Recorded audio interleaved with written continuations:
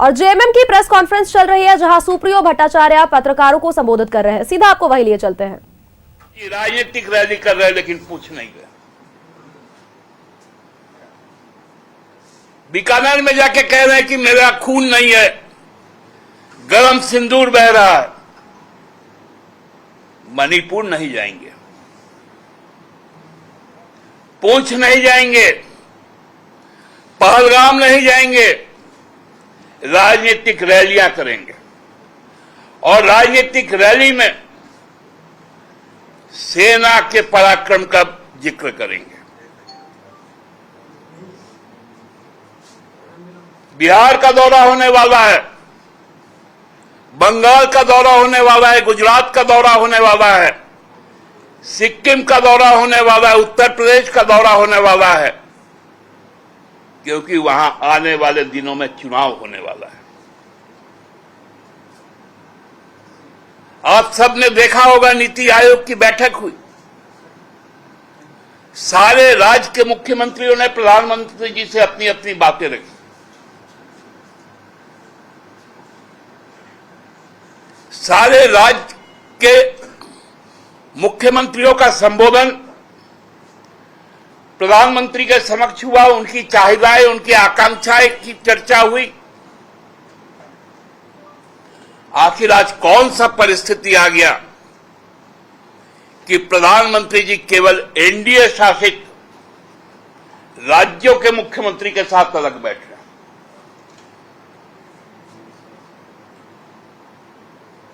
Parliament का session नहीं बुलाएंगे, नीति आयोग के बैठक में लोगों की आवाज पर ध्यान नहीं देंगे, अपने शासित राज्यों के मुख्यमंत्रियों के साथ गुफ्तगू करेंगे।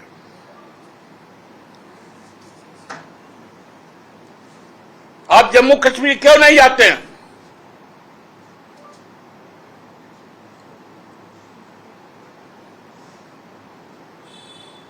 हम तो कहते हैं प्रधानमंत्री जी से, हम लोगों ने आग्रह भी किया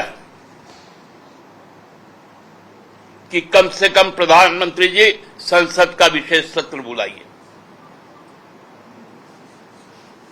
हम लोग ये नहीं कहते कि आप आज ही बुलाइए। आपने प्रतिनिधिमंडल को विदेश भेज दिया, वो प्रतिनिधिमंडल जब वापस आ जाए, क्योंकि उनकी भी बातचीत क्या क्या हुई विदेशों में, वो बात भी तो साझा होना चाहिए देश के साथ।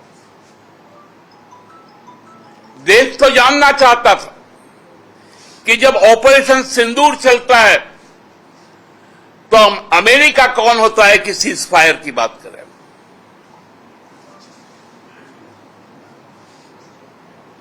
अमेरिका कौन होता है कहने वाला कि हम व्यापार रोक देंगे इसलिए सीज फायर हो।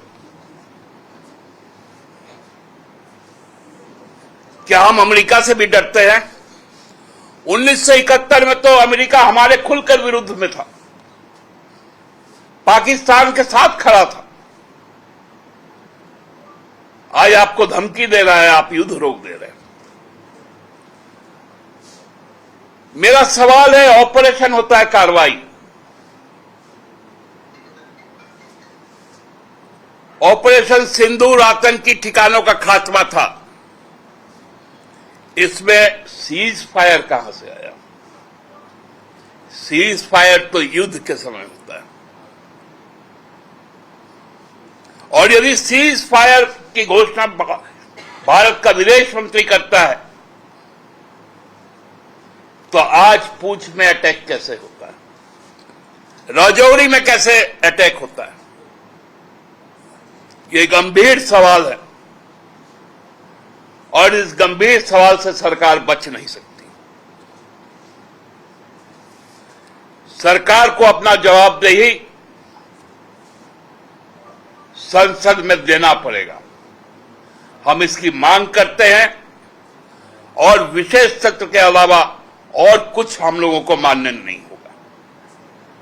फिर इस बात को दोहरा से कि भारत सरकार के साथ पूरा देश का हर राजनीतिक दल खड़ा है, लेकिन हर राजनीतिक दल और देश को सरकार को बताना चाहिए कि यथार्थ क्या है।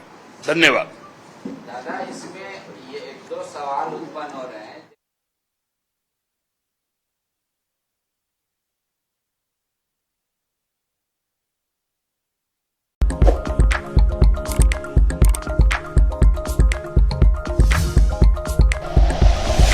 Like and share videos, subscribe करें हमारा चैनल और प्रेस करें बेल आइकॉन। न्यूज़ 11 भारत, सच है तो दिखेगा।